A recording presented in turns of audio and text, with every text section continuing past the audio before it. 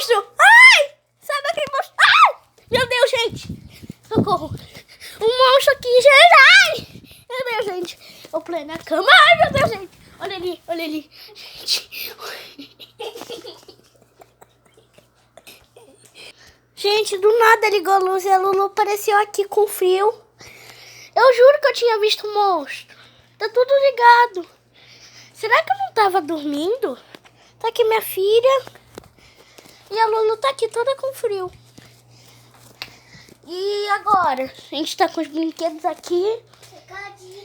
E tipo, a gente, de repente, eu durmo um pouquinho. Ui. Gente, o monstro! Gente, o monstro!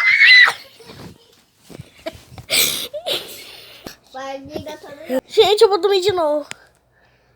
Ui. Gente, isso era um sonho.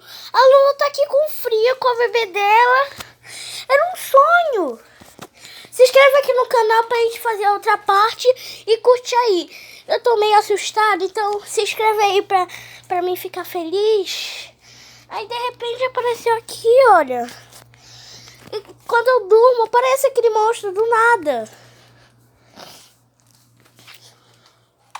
Ó, ele saiu daqui, gente. Tá meio esquisito. Olha a bebê aqui. Ó, a porta ali com aquela gasolina. Vai, mano, abre a porta.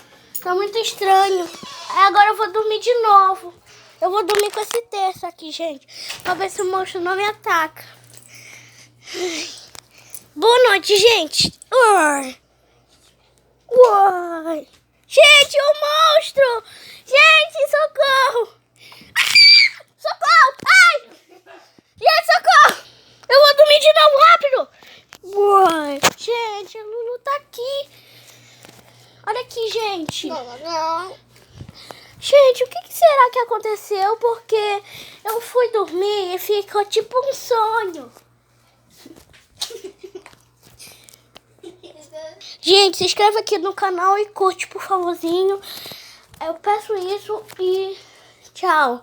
Eu vou ter que agora dormir. Eu tô com muito medo desse monstro aparecer de novo. Eu vou cuidar da minha bebê. Eu tô com medo, gente.